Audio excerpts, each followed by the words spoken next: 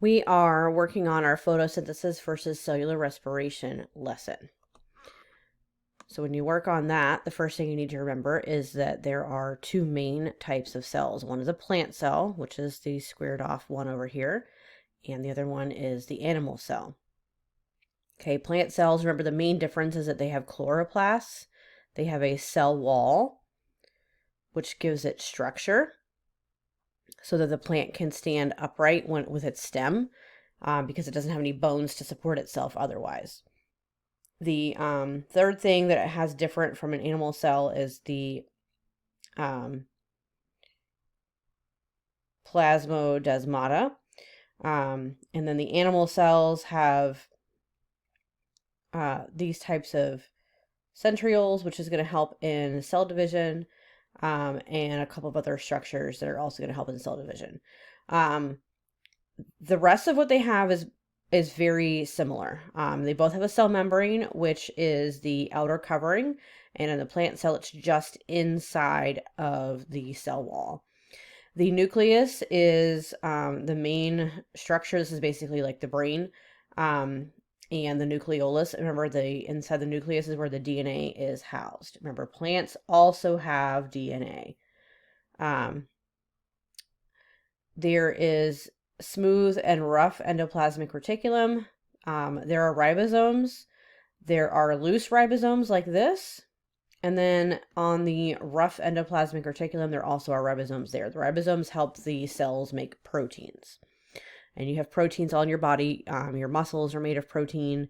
And there's proteins everywhere. So the ribosomes are where that happens. There are vacuoles, which helps in water storage. Notice the plant has much larger vacuoles because it's going to need to have a lot more water inside of it. And that's what's going to help the plant cells stay inflated. If it doesn't have enough water, remember that's when the plant starts to lean over. Think about when flowers start to die, how they can't support themselves anymore. And that's part of that process. Mitochondria is where the energy is made. We're going to talk about ATP today, and that's where the mitochondria is where this happens. Side note, the mitochondria also has its own DNA, different from the main DNA of the plant or animal cell. So let's talk about the types of organisms that have the photosynthesis process inside of the entire organism. So these guys are called autotrophs. They're producers because they make their own food. Photosynthesis is the process of making your own food. So it can be, you're probably thinking of plants on land. There's also algae in the water, and some bacteria, not all bacteria, some bacteria also use photosynthesis to make their own food. Animals do not do this. Fungus, like mushrooms, do not do this. All right, so again, here's a reminder of our plant cell. You learned when you were younger that the plants take in carbon dioxide and they give off oxygen. So if you turn over a leaf, there are teeny tiny little openings called stoma, plural of stomata, and that's where the gas exchange happens. So the carbon dioxide going in, the oxygen coming out, that's where that occurs. And the stomata open and close throughout the day depending on how hot or cold it is, so that the plant can control how much water. Remember, when it's really hot, the water turns into a gas, so it can lose water through there a little bit too. So it can control how much gas goes in and out along with water vapor. So the place where it occurs is called the chloroplast. That's where photosynthesis happens. So there are these little discs in here that this is where this process happens all the time. And chlorophyll is green, which gives the plants its green color. And you don't need to know all these little terms. This is much higher than you need to worry about. Just know that photosynthesis happens in the chloroplast. All right, so let's talk about what happens. There are two stages. Stage one is the chlorophyll we just talked about. That's going to capture sunlight and it's going to store it. Sunlight is energy. So, and then in stage two, that's where we actually make the sugar or the food, which is called glucose. There are lots of different kinds of sugar. The particular one that plants make is glucose, and it's glucose because it's got these numbers of carbon, hydrogen, and oxygen in them. Okay, so we talked about chemical reactions. This is a chemical reaction. The reactants are on the left, the products are on the right. So we need sunlight to make this happen. It is not made of atoms, but the chlorophyll has to capture the sunlight energy to start it. And then we're going to need 6 waters and 6 carbon dioxide molecules, and we're going to add all this together, and then the chloroplast do things, and it's going to create the sugar that it needs, the food, and the byproduct is oxygen, which leaves the plant through the stomata that I was showing you earlier. So what I want you to notice here is that there are a bunch of 6s, okay? Because we had to make the equation balanced. We talked about balancing chemical equations and how you have to have the same number of atoms on the left as you have on the right. So if I look here, 6 times 2, that's 12 total hydrogens on the left. If I go to the right side, notice there are 12 hydrogens. 6 times 1, because there's a little 1 here, that's 6, plus the other 12 over here, that's going to be 18 oxygens. Here we are, 6 times 2 is 12, plus another 6 is another 18 oxygens. Oxygens are balanced. And 6 times 1, there's a little 1 here, so that's 6 carbons, and there are 6 carbons here. This is a balanced chemical equation. There are the same number of each type of atom on the left and on the right. Okay, so here's another thing with the stomata. So water vapor and oxygen exit through the stomata. That's what we were just talking about. That's gas exchange. And little side note here. So the land plants have stomata on the bottom side of their leaves. They're not in direct sunlight. But if you're a floating plant like a lily pad, the bottom side of the leaf touches the water and you can't have gas going through. It doesn't work very well going through the water. So you have to have it coming out of the top. The stoma are closed in this picture, and then they're open in this picture. And again, there are these little guard cells that kind of control that. All right, so in your notes, you had a question. Where does the hydrogen and glucose found in glucose come from? So the glucose is over here. There's hydrogen in it. There's 12 of those. Notice on this side where I had 12 hydrogens, okay, that's where that's going to come from, which is the water. The carbon in glucose, right, there's 6 right there. Guess where there's 6 carbons? Right here with carbon dioxide. Okay, so that's the answers to those 2 questions. The hydrogen in glucose comes from water, and the carbon in glucose comes from carbon dioxide. So we needed 2 different types of molecules, compounds together to create the glucose that the plant needed. So then there's this other process called cellular respiration. Okay, so autotrophs or producers make their own food. Heterotrophs, consumers, we can't make our own food. We have to go find it.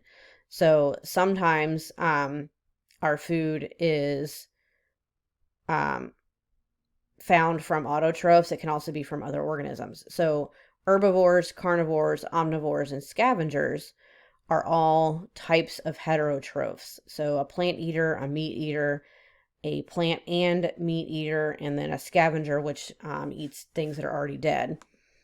And then there's also decomposers that they break down dead or decaying organisms.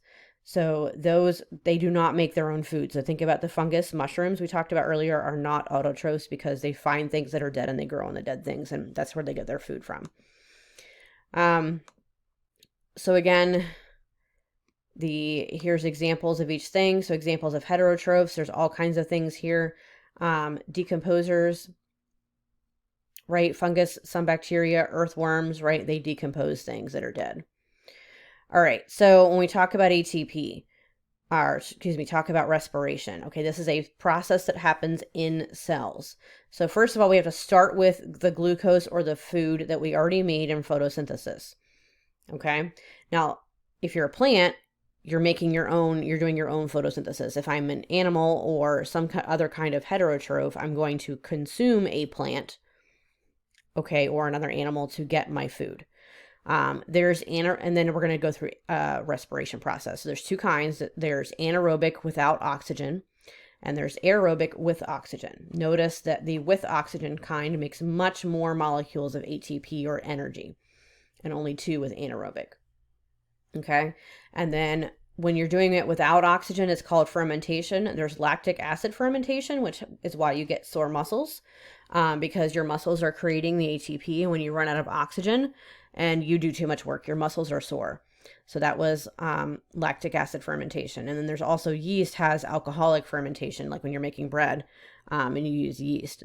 They're doing anaerobic respiration and making very little energy in the process. So let's look at what happens.